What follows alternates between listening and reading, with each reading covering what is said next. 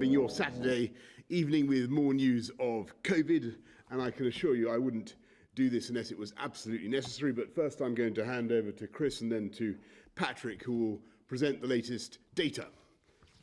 Thank you, Prime Minister. First slide, please. This is a version of a slide that listeners and watchers may have seen several times before, but as you can see, the weekly case rate for COVID, which is in the darker colours, mean that the numbers are worse, is spreading steadily. It was quite heavily concentrated in particular areas, and it is now over quite a large part of the country on the left. And on the right, you can see the rate of change. Anything in brown or yellow, the rate is increasing. The darker the colour, the more rapid the rate of increase. And again, across virtually the entire country now, there is a significant rate of increase. Next slide, please. The thing which correlates most with future NHS capacity and NHS activity from COVID is the spread in people over the age of 60. Although people younger than that can certainly get severe COVID, and some of them may need hospitalisation and indeed intensive care, the majority of the disease that causes really severe disease is in that age group. And as you can see, that's a smaller area, but again, that has widened very considerably and is going up across the country. Next slide, please. Data from the ONS, the Office for National Statistics, which is the official data, which is done as a survey across the country, shows that the prevalence of this disease has been going up extremely rapidly over the last few weeks, having been very flat due to the work of everybody in the country over spring and summer. And we now have around 50,000 new cases a day, and that is rising. Next slide, please. If we look around the country, thanks to the work that everyone is still doing, the R is substantially lower than it would have been if people were not doing the social distancing, were not doing all the things in families, in firms around the country. It would be going up much more rapidly than it is at the moment. But there is an increase in virtually every part of the country, apart possibly from the northeast, where they have been taking additional measures, substantial additional measures, and there is some evidence of some flattening, but not yet of any evidence of the coronavirus falling. And that is important because it is now at quite a high level, and if things went wrong, the margin of error is very, very small. We have very little headroom, even in the one area where there is some flattening at the moment. So things are going up across the whole country. Next slide, please. And it's probably important to think about this in terms of ages. These heat maps go from left to right over time. So the right is the most recent, and from bottom, which is children under the age of 16, up to top, which is people over 60. And as you can see, what happens in every area is that it gets darker, meaning there's more cases all the way through the period we're looking at, and it steadily moves up the ages. So it doesn't remain constrained just to one age group. And the top line is beginning to darken in every part of the country. And those are the people over 60 who, as I say, will translate over time into some cases going into the NHS. Next slide, please. And we're now beginning to see this. This is moving over to NHS activity. We're beginning to see this with a rise in the number of hospital admissions in England by age group. And this is just looking at people at different age groups. There is a rise in virtually every age group in older adults, basically anyone over the age of 45. There's a rise in number of people going into hospital with COVID over time. And this is obviously going up, not in a straight line, but in an accelerating line. Next slide, please. If we compare the number of people in hospital at this moment with the first peak of COVID, these are NHS people in NHS beds in England by NHS region.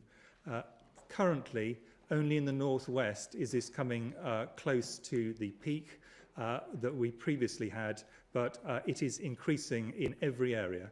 And if we do nothing, what the inevitable result is that these numbers will go up and they will eventually exceed the peak that we saw in spring of this year. Next slide, please. And therefore, if you look at the NHS as a whole, inpatient beds, dark blue is August, light blue is September, and purple is October. You can see it was still falling in August. In September, initially flat, and then a very gradual increase in numbers, but now it is going up steadily on an exponential curve. Next slide, please. Looking at individual hospitals, NHS hospitals, these are the hospitals with more than 100 COVID inpatients in them. This number will increase over the next weeks. And in green are hospitals which have got below half of their previous peak. In orange is the point where they actually get to half the number of people in hospital they had at the COVID peak. And in red is where they exceed the number of hospital inpatients they had at the peak of the first wave of this. And as you can see, the progression is steady, and we now have several hospitals with more inpatients with COVID than we had during the peak in spring. Next slide, please. Fortunately, the death rate, although rising, is still significantly below the peak, but the mortalities rate, the death rate, will track the number of people going into the NHS over time with a significant delay. And we're seeing increases now that are quite noticeable in the northwest, Yorkshire and Humber, and the northeast, and increasingly in the Midlands as well. But the other areas will follow because they will follow the NHS admissions. So that's all the data in terms of looking backwards. Those have already happened. Patrick is now going to talk briefly about the projections forwards. Thank you. Can I have the first slide, please? So just to recap, at the moment, these are three different ways of looking at it from different studies or the consensus group from the modelers of the number of people every day with COVID, catching COVID new, and it's 50,000 plus most likely as the number, and perhaps 500,000 people or more overall with the disease. Next slide, please. The R was relatively flat and below 1. Below the red line means the epidemic is shrinking. Above the red line means it's growing. And you can see from August onwards, the R went above 1, the epidemic grew and continues to grow. So although some of the measures that are in place have eased off perhaps the rate of growth, it's still growing. And that growth from a high baseline means numbers get very big quite quickly. Because of this continued R above 1, the modelling group asked a number of academic groups to create scenarios as to what might happen on assumptions that R stays above 1 and goes between 1.3, 1.5 and possibly up over the course of the winter. And the next slide shows the early working from 2 weeks ago of some of those groups looking at deaths in England over the winter period. So this is early work scenarios looking at this on the assumptions of R. Different groups, and as you can see, different groups come up with different answers depending on their models. But what is clear from all of them, in terms of deaths over the winter, there's the potential for this to be twice as bad or more in terms of the first wave compared to the first wave. So the models are clearly showing that this could be the case in these scenarios that are presented here. I want to move, though, from scenarios to now looking at the 6-week projections, which are more based on data now and have greater certainty than you can ever get when you're looking months ahead. This shows the hospital daily admissions. You can see the first peak on the left-hand side, and then over to the right-hand side, you come up to date, today, and then the projections forward over the next 6 weeks. And this is a consensus view across a number of modelling groups. And what you can see here is a projection that over the next 6 weeks into early December, the numbers exceed the numbers of hospitalisations in the first wave peak.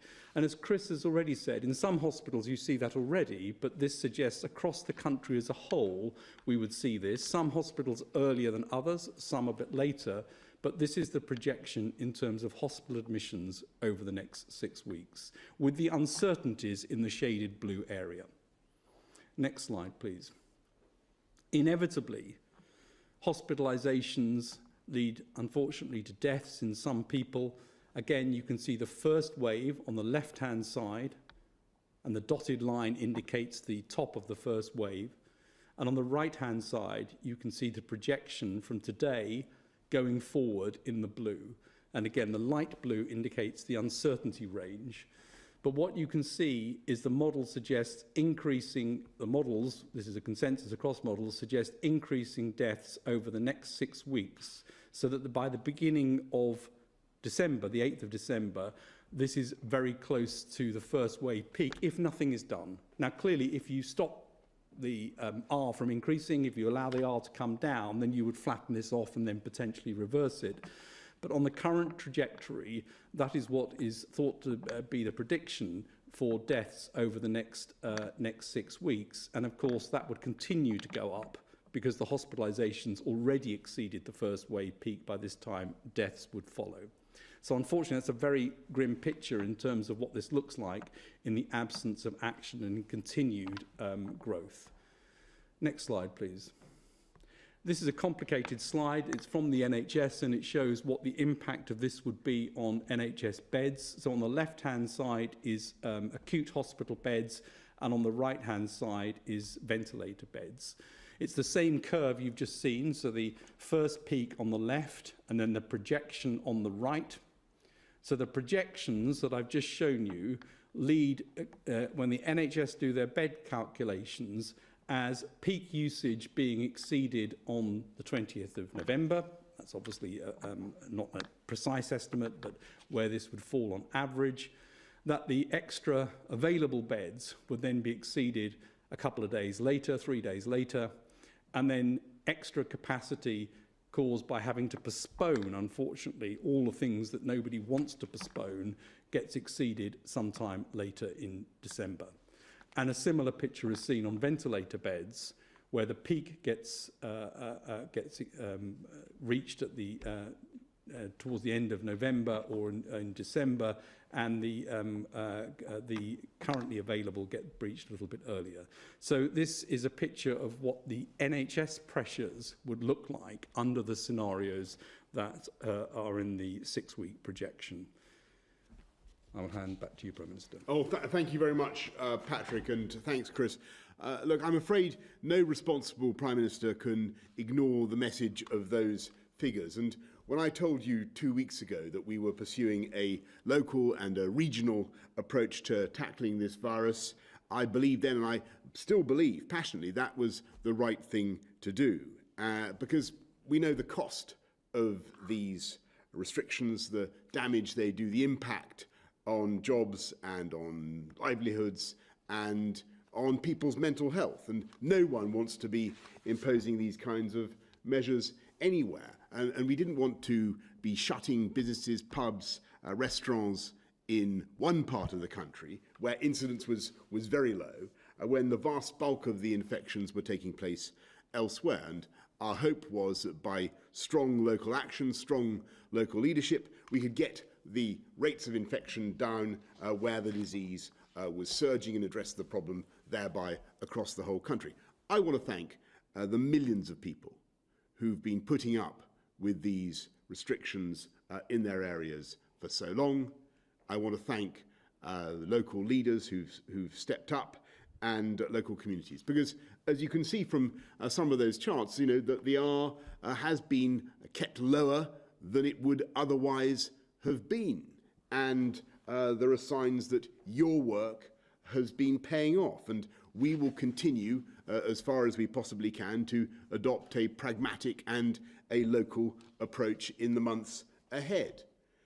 But as we've also seen from those charts, we've got to be humble in the face of nature, and in this country, alas, as across much of Europe, the virus is spreading even faster than the reasonable worst-case scenario of our scientific advisors, whose models, as you've just seen, now suggest that unless we act, we could see deaths in this country running at several thousand a day, a peak of mortality, alas, bigger than the one we saw in April. And as you've just seen, even in the southwest, where incidence was so low and still is so low, it's now clear, though, that the current projections mean that hospitals in the southwest will run out of capacity in just a matter of weeks unless we act.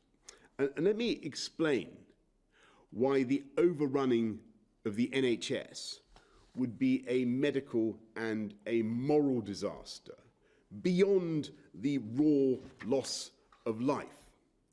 Because the huge exponential growth in the number of patients, by no means all of them elderly, by the way, would mean that doctors and nurses would be forced to choose which patients to treat, who would get oxygen and who wouldn't, who would live and who would die.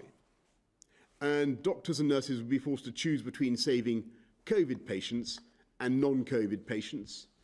And the sheer weight of COVID demand would mean depriving tens of thousands, if not hundreds of thousands, if not millions of non-COVID patients of the care they need. And it's crucial to grasp this, that the general threat to public health comes not from focusing too much on COVID, but from not focusing enough, from failing to get it under control. And if we let the lines on those graphs grow in the way that they could and the way that they're projected to grow, then the risk is that for the first time in our lives, the NHS will not be there for us and for our families. And even if I could now double capacity overnight, and obviously I'm proud that we have massively increased capacity. We do have the Nightingales. We've got 13,000 more nurses now than we had last year. We've got many more doctors. But it still would not be enough, because the virus is doubling faster than we can conceivably add capacity.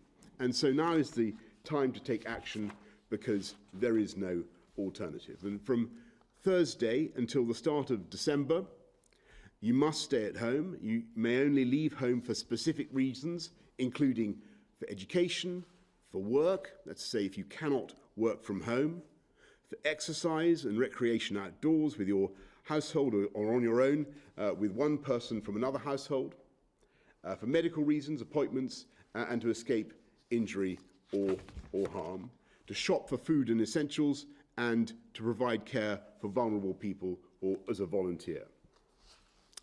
I'm afraid non-essential shops, leisure and entertainment venues will all be closed, though click and collect services can continue and essential shops will remain open, so there's no need to stock up.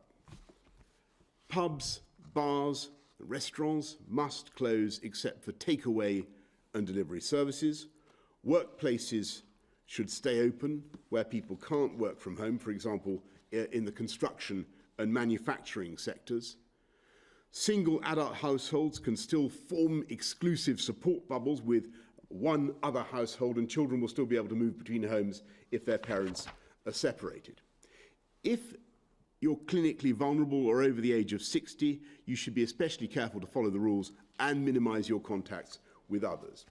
I know how tough shielding was, and we will not ask people to shield again in the same way, but we are asking those who are clinically extremely vulnerable to minimise their contact with others and not to go to work if they're unable to work from home.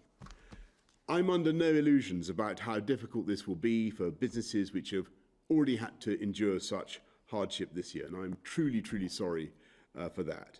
And that's why we're going to extend the furlough system through November. The furlough scheme was a success in the spring. It supported people and businesses in a critical time. We will not end it. We will extend furlough until December. There will be some differences compared to March. These measures, above all, will be time limited. Starting Thursday, the 5th of November, they'll end on Wednesday, the 2nd of December, when we'll seek to ease restrictions, going back into the tiered system on a local and a regional basis according to the latest data and trends.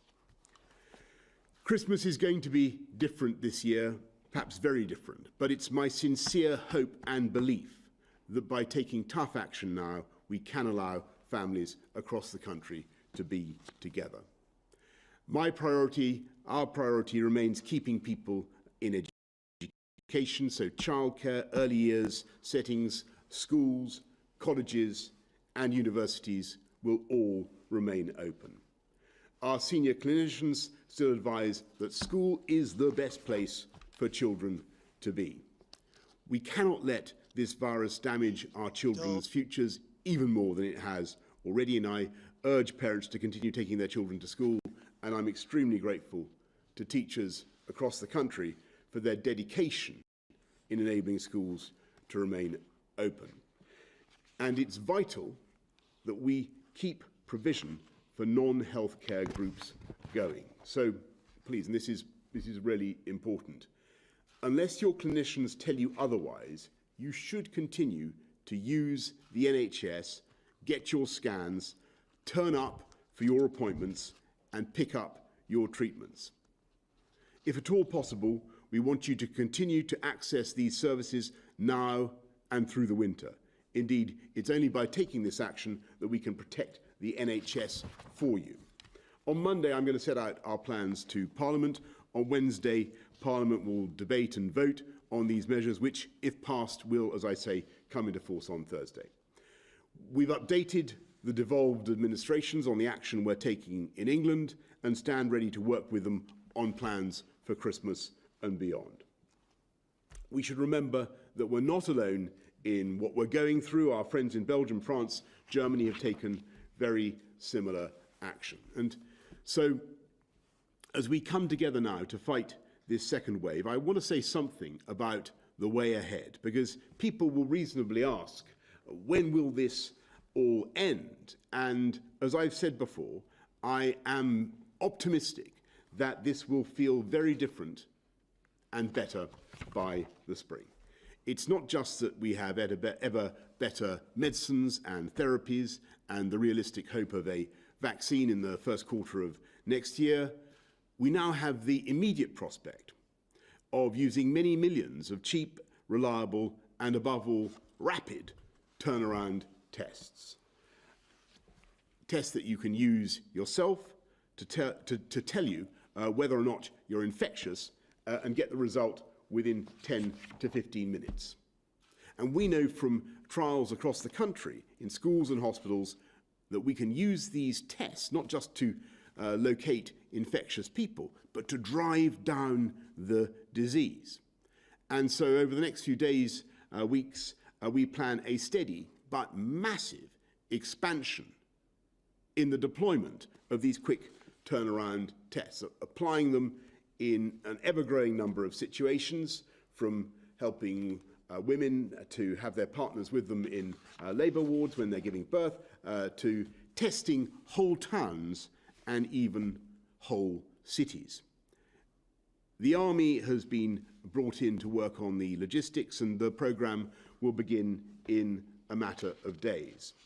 Working with local communities, local government, public health directors, organisations of all kinds, to help people discover whether or not they're infectious, and then immediately to get them, to help them to self-isolate and stop the spread of the disease.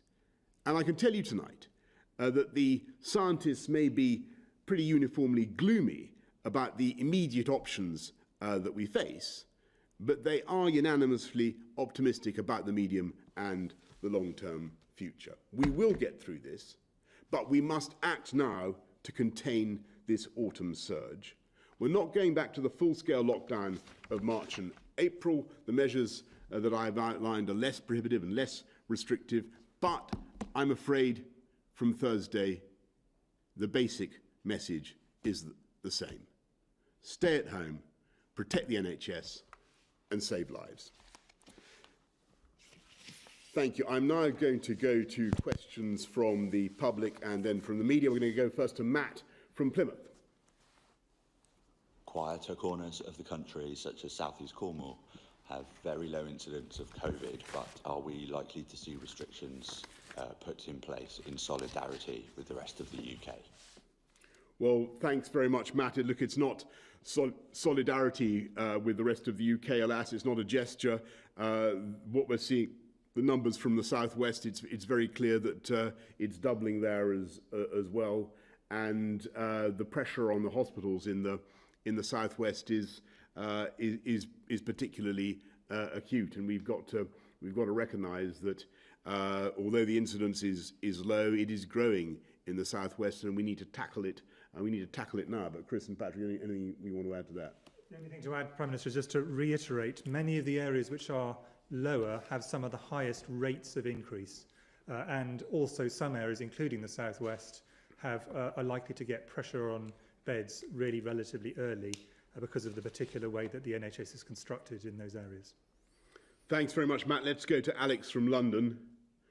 Alex from London asks, many graduates of 2020 are struggling to find work and having their internships and placements cancelled.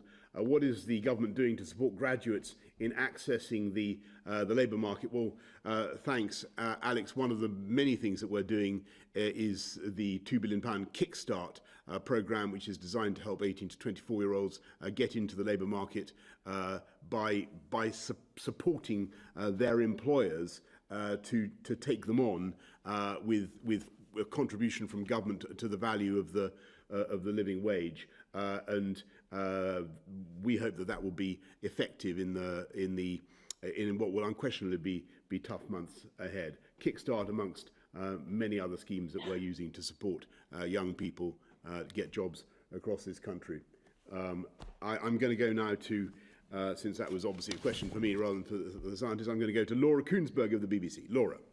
Thank you very much, and good evening, Prime Minister.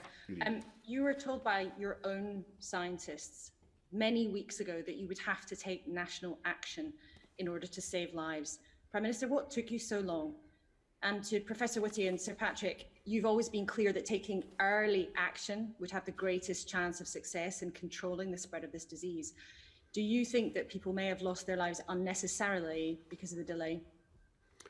Well, Laura, let me just answer your question by saying this is a constant struggle and a balance that any government has to make between lives and livelihoods, and obviously lives must come first, but we have to be mindful the whole time of the scarring, the long-term economic impact of the measures that we're obliged to introduce. So I do think it was right and rational to go for the regional approach. You know, if we could have got the R down in those local areas in the way that we wanted, to get it below 1, I mean, we came very close in some places. I think that would have been a great way forward. Alas, in common with many other parts of this continent, we've just seen an overall growth rate in the second wave, and it has made it absolutely vital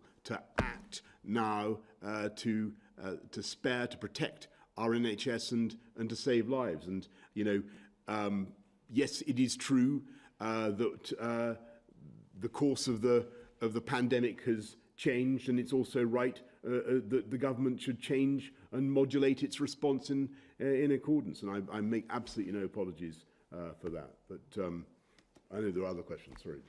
Well, I mean, this is a horrible virus, and these are horrendous decisions to have to make. And you know, one shouldn't underestimate the impact of lockdown and all the other things that come along with that. There's no doubt, from the purely point of view of the spread of COVID, the earlier you go in, the better. And so that is definitely the case for the spread of the disease. But of course, you know, people have to take into account other things as well, and that's a matter for politicians. Thanks very much. Well, the only thing I'd add is, relative to other countries in Europe, some have gone earlier and some have gone later. France, for example, has actually gone arguably slightly later in terms of its epidemic curve. And these are very difficult judgments for every government. I would reiterate, though, the point just from a health point of view, many of the things that are involved have significant downsides. And therefore, we've always been having to, in the advice, walk the path of saying there are some very significant things you have to do early, but if you do them early, you also come at a very significant cost. And how do you balance those two across one another? Thanks so much, Laura. Beth of Sky News.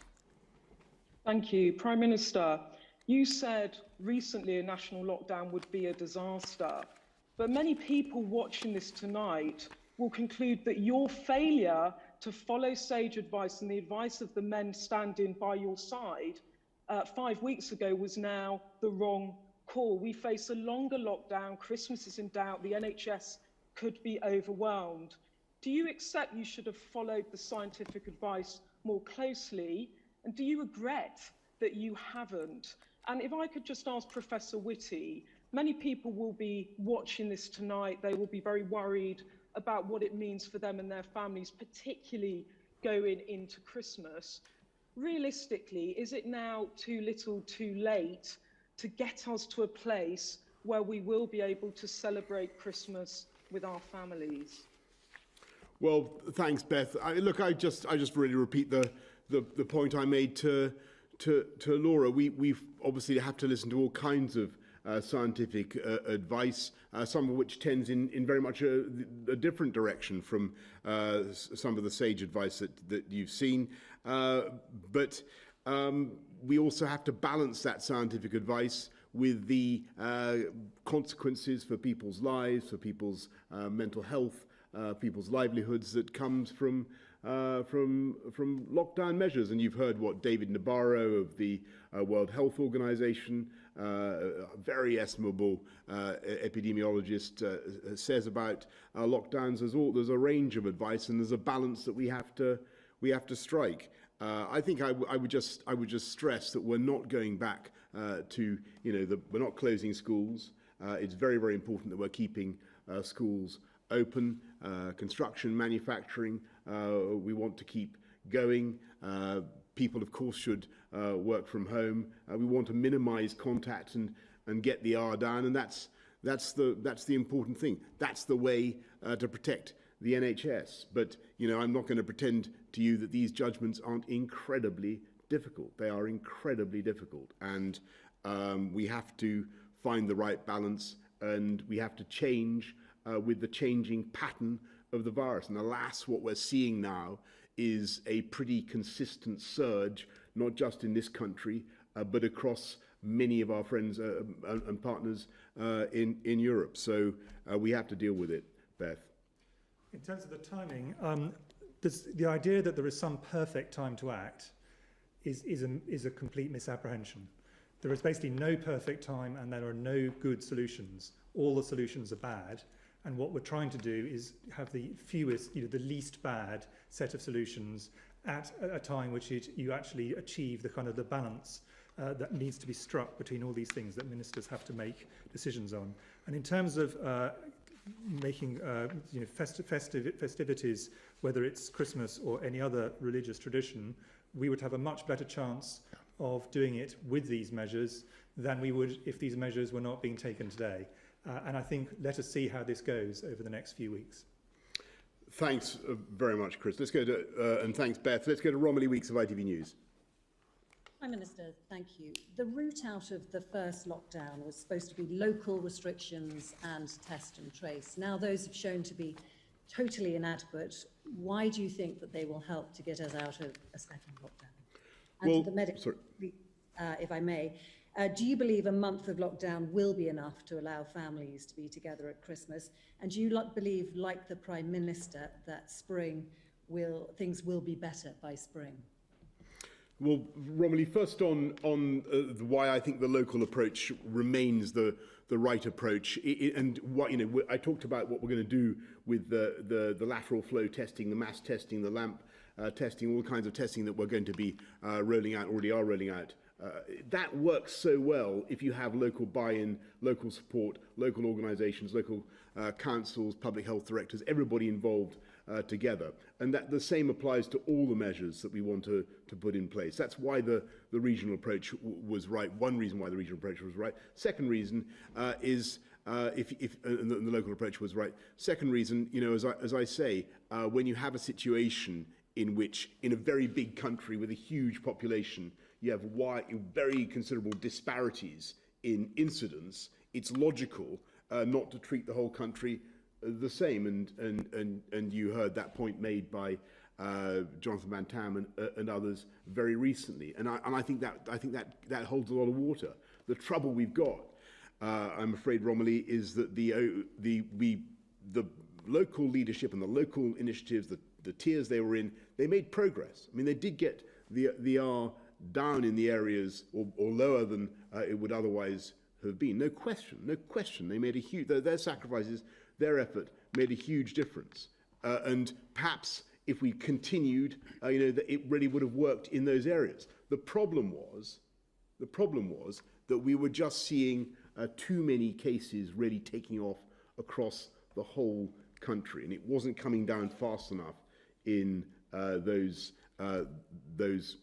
most badly affected areas. And so you have to take a judgment, and we have to try now to get this thing, get the R right under control with the measures that we're setting out. Then as I said, to come out of it in December, and hopefully people will have something a bit closer to a normal Christmas as a result. But more important than that, we will be able to spare the NHS and save a lot of lives, and that's the fundamental objective. On the questions you asked me, I think if we did not act now, then the chances of the NHS being in extraordinary trouble in December would be very, very high. So in a sense, this is trying to make sure that December is not an impossible place for the NHS with large numbers of people infected and large numbers dying.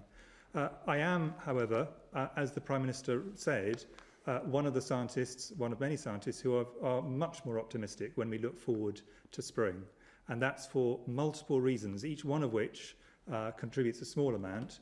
But the two biggest ones are, as the seasons move on, we all know that this is the late autumn and winter period is the period of greatest risk for respiratory viruses. That's true for everything, flu and many other viruses as well.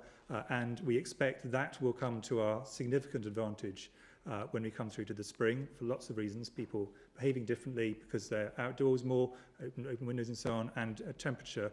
But also, and importantly, there are now multiple shots on goal from science. And the scientific effort that is going on at the moment is absolutely unparalleled.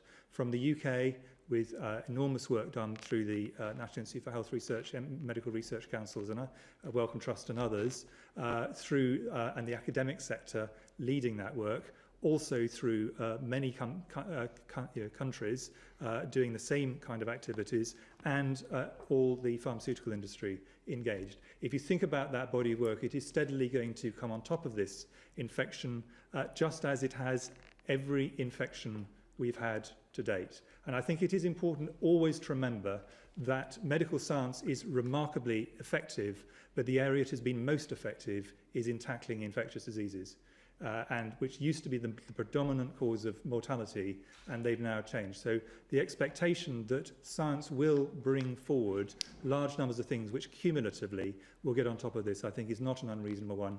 That is what you would expect based on all previous experience. And I think there are three concrete things to bear in mind of the advances in science. First, we now know one drug, dexamethasone, that reduces death from COVID in patients requiring oxygen in hospital.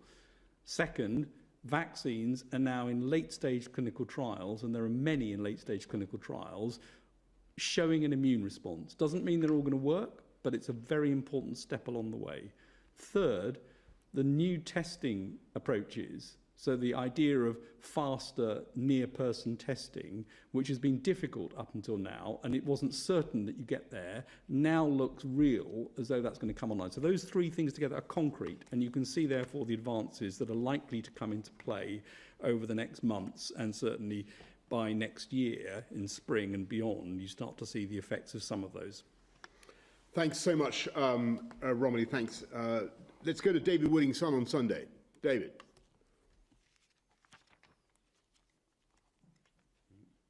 Dave, you need to unmute. Sorry, apologies.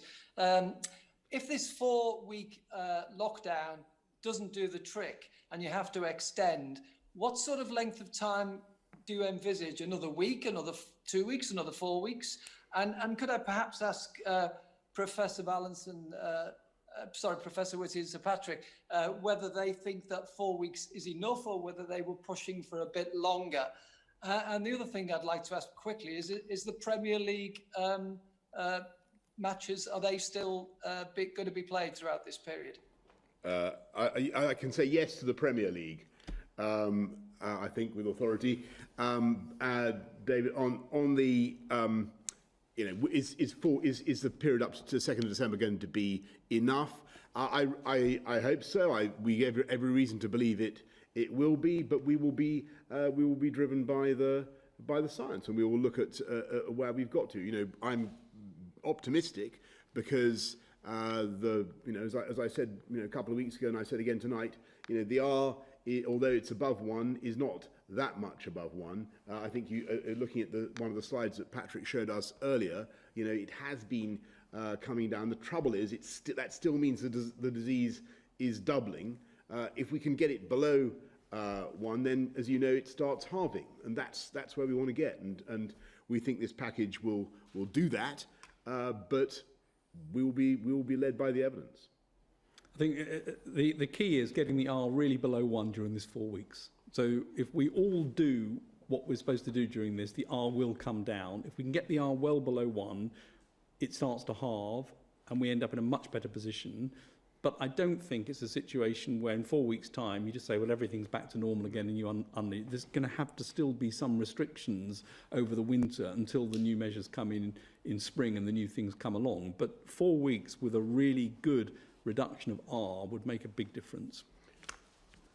And just on the period coming up, as it were, to December the 2nd, we will be looking very carefully at what's happening in the tiered areas and working out exactly which tier would be most appropriate as we come out of these tougher autumn measures. Let's go to Harriet Lyon of the Press Association. Thank you, Prime Minister. What is your message to leaders in Scotland, Wales and Northern Ireland? Do you want them to follow your lead and introduce the same measures? And if not, are you considering restrictions on travel between the 4 nations? And to the scientists, why are you confident that you won't need formal shielding this time around? And is there also a danger that hospitals could still be overwhelmed despite these new restrictions? Well, thanks very much, Harriet. First of all, on the devolved administrations, the situation now is that there's quite a large degree of congruence between the whole of the UK, in the sense that Northern Ireland and Wales have very similar arrangements already to the ones we're announcing tonight, and Scotland, as you know, has its 5-tier system, which it also involves some pretty stringent measures to deal with fundamentally the same problem that we have across the whole of the UK, which actually we're dealing with in pretty much the same way. And as you know, every day there are constant discussions between the 4 CMOs, and certainly at a political level, constant conversations about how we're fighting this together. Yeah, and just to reinforce that the 4 CMOs talk together very regularly to try and make sure that the science and the thinking is as aligned as possible.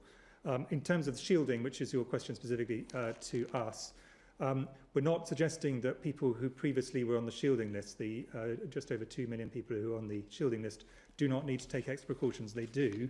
But we learnt a lot from the first time with the shielding programme, and some of the things worked, but some of the things did not. So what we're not aiming to do is to reproduce it. There were both some practical problems, and there was also the issue of people having significant problems with loneliness and feeling completely cut off from society. And what we're trying to do is try and avoid those downsides to shielding, whilst reinforcing the message that for people who are particularly vulnerable, they do need to take even greater precautions than the general public.